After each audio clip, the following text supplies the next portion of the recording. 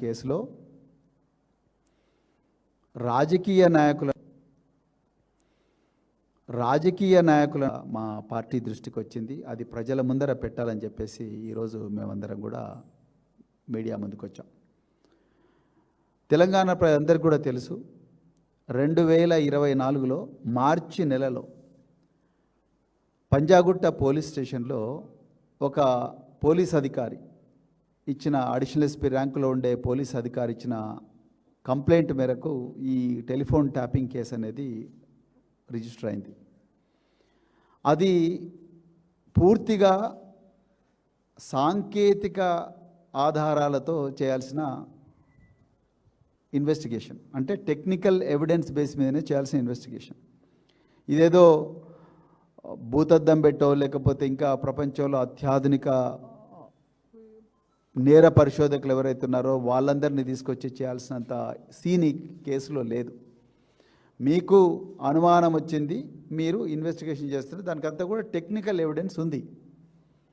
నిజానికి మేము చాలా సార్లు కూడా ఇదే తెలంగాణ భవన్లో చట్టబద్ధంగా జరిగే ట్యాపింగ్ను నేరంగా చిత్రీకరిస్తున్నారు అనేది చాలాసార్లు కూడా మేము ఈ వేదిక చెప్పడం జరిగింది. దానికి మా మీద లీగల్ నోటీసులు కూడా మరి పోలీసు ఉన్నతాధికారులు ఇచ్చిండ్రు.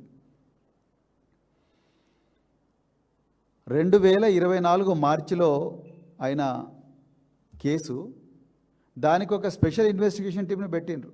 అదంతా కాదని మళ్ళీ 2025లో ఆ స్పెషల్ ఇన్వెస్టిగేషన్ టీం స్థానంలో రాజకీయ నాయకులు రావడం లేదని వాళ్ళని ఎట్లని చెప్పి కేసీఆర్ గారిని, హరీష్ రావు గారిని, కేటీఆర్ గారిని, ఎమ్మెల్సీ నవీన్ కుమార్ను, ఇంకా మిగతా అందరినీ కూడా మళ్ళీ ఇందులో ఎట్లయినా ఇరికించి వాళ్ళ మీద ఛార్జ్షీట్ ఫైల్ చేసి వాళ్ళని జైలుకు పంపించాలి అన్న కుట్రతోని మళ్ళీ 2వ స్పెషల్ ఇన్వెస్టిగేషన్ టీము పెట్టిండ్రు. ఈ భారతదేశ చరిత్రలో ఒక ఇన్వెస్టిగేషన్ టీము పెట్టి మళ్ళీ 2వ ఇన్వెస్టిగేషన్ టీము మళ్ళీ పెట్టి ఇంతవరకు కూడా ఏమీ చేయకుండా ఉన్న ఇది డిపార్ట్మెంట్ ఏదైనా అంటే మరి తెలంగాణ పోలీస్ డిపార్ట్మెంట్, అది కూడా మరి దానికి హోంమంత్రి, ముఖ్యమంత్రి రేవంత్ రెడ్డి గారే చేస్తూ ఉన్నారు. మరి అంత ఘనమైన నేరం ఏం చేసిండు ఇక్కడ? మళ్ళీ చెప్తున్నాం, ఇది చట్టబద్ధంగా Indian telegraph act 1885 rule 5 section 5 ప్రకారమే జరిగింది. ఇది దేశ భద్రత కోసం ఏ రాష్ట్రమైనా, ఏ కేంద్ర ప్రభుత్వమైనా, ఏ పార్టీ అధికారంలో ఉన్నా కూడా ఈ ట్యాపింగ్ అనేది జరుగుతూనే ఉంటుంది. దాంట్లో ఎవ్వరికి కూడా అనుమానం ఉండాల్సిన అవసరం లేదు. అది అందరూ ఒప్పుకుంటున్నారు. సాక్షాత్తు ఇప్పుడున్న ముఖ్యమంత్రి రేవంత్ రెడ్డి గారు కూడా ఢిల్లీలో చాలా స్పష్టంగా చెప్పిండ్రు, ట్యాపింగ్ అన్ని ప్రభుత్వాలు చేస్తాయి. మరి ట్యాపింగ్ అన్ని ప్రభుత్వాలు చేస్తాయి అన్నప్పుడు ఈ మార్చి 2024లో పంజాగుట్ట పొల్యూషన్లో ఎందుకు పెట్టిండ్రు కేసు? ఓకే, ఈ ట్యాపింగ్ చేసిన అధికారులు ఒకవేళ అక్రమంగా తమ వ్యక్తిగత ప్రయోజనాల కోసం వాడుకొని ఉంటే అది నేరం అయితే దాన్ని మీరు ఇన్వెస్టిగేట్ చేయండి. అది మేము కూడా, మాకు అభ్యంతరాలు లేవు. చట్ట ప్రకారం మీరు పోలీస్ అధికారులు మీరు ఇన్వెస్టిగేట్ చేయాలి, దానికి absolutely we have no problem. కానీ లేని ఎవిడెన్స్ను తీసుకొచ్చి ఎవిడెన్స్ను ఫ్యాబ్రికేట్ చేయించి రాజకీయ నాయకుల పేర్లు ఇందులో ఇరికించాలని చూడడం మాత్రం ఇది చట్ట వ్యతిరేకం, మోరల్గా కరెక్ట్ కాదు అనే నేను పోలీస్ అధికారులకు, సిట్ అధికారులకు విజ్ఞప్తి చేస్తున్నా.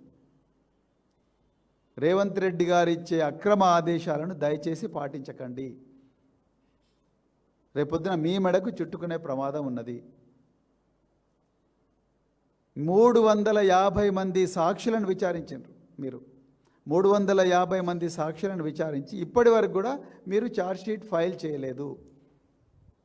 మీరు A1 అంటున్న ఒక అత్యున్నత పోలీస్ అధికారి T Prabhakar Rao, doctor T Prabhakar Rao గారికి సుప్రీంకోర్టులో ఊరట కలిగింది.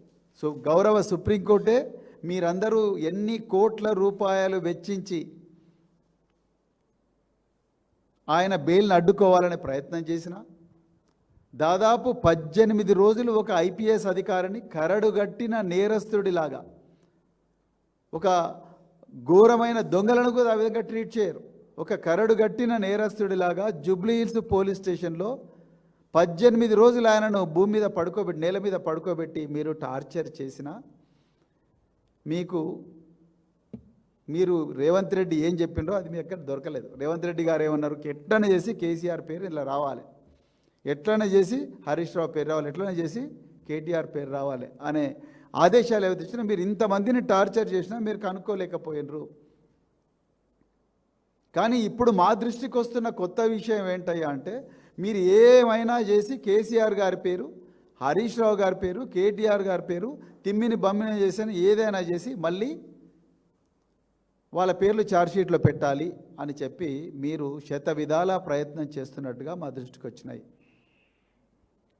మీరు ఇంతకుముందే నేను ఈ వేదిక మీద చెప్పిన, మళ్ళీ చెప్తున్నా, సంధ్యా శ్రీధర్ రావు అనే ఒక దాదాపుగా ఈ సంధ్యా శ్రీధర్ రావు మీద దాదాపుగా 26 క్రిమినల్ కేసులు ఉన్నాయి. 26 కేసులు. ఈయన పేరు సరణాల శ్రీధర్రావు అలియాస్ సంధ్రా శ్రీధర్రావు. ఈయన మీద 26 కేసులు ఉన్నాయి హైదరాబాద్ నగరంలో.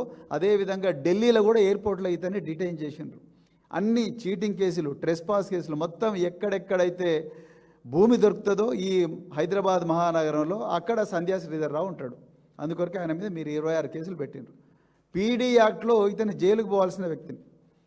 ఇలాంటి సంధ్యా శ్రీధర్రావును పట్టుకొని మీరు అతనిని మీ కబ్జాలోకి తీసుకొని అతనిని బలవంతంగా ఎమ్మెల్సీ నవీన్ కుమార్ పేరు చెప్పించి, అదేవిధంగా మళ్ళీ ఎమ్మెల్సీ నవీన్ కుమార్ పేరు మాత్రమే కాదు, ఇంకా ఎవరెవరి పేరులో మీరు ఇందులో పెట్టే ప్రయత్నం మీరు చేస్తున్నారనేది చాలా క్లియర్గా మాకు తెలుస్తూ ఉన్నది.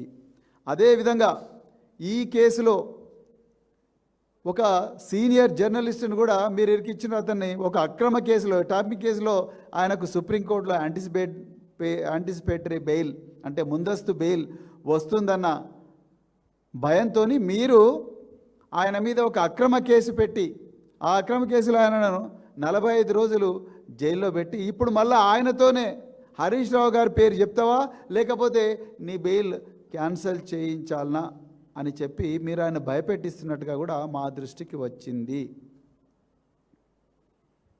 తెలంగాణ ప్రజలందరూ కూడా గమనించిండ్రు, చూసిండ్రు మీరు చేసిన దౌర్జన్యాన్ని, దుర్మార్గాన్ని. అమానవీయంగా తెలంగాణ తొలి ముఖ్యమంత్రి, నవ తెలంగాణ నిర్మాత, తెలంగాణ సాధకులైన కేసీఆర్ గారిని ఆయన స్వగృహం ఇప్పుడు ఎక్కడైతే మర్కుక్ మండలంలో ఎర్రవెల్లి గ్రామంలో ఉంటున్న స్వగృహంలో విచారించకుండా దుర్మార్గంగా నందినగర్లో గోడల మీద నోటీసులు పేస్ట్ చేసి, వారు ఏ ఇంట్లో అయితే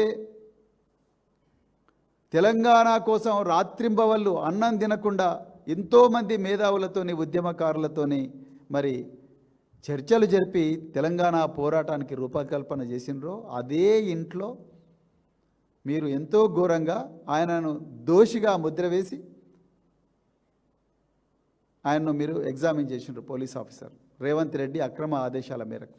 అదేవిధంగా హరీష్ రావు గారిని అలాగే చేసిండ్రు, కేటీఆర్ గారిని అలాగే చేసిండ్రు, ఇంకా ఎంతోమంది సీనియర్ నాయకులను ఆ విధంగా చేసిండ్రు. ఇవన్నీ కూడా తెలంగాణ ప్రజలు గమనిస్తున్నారు.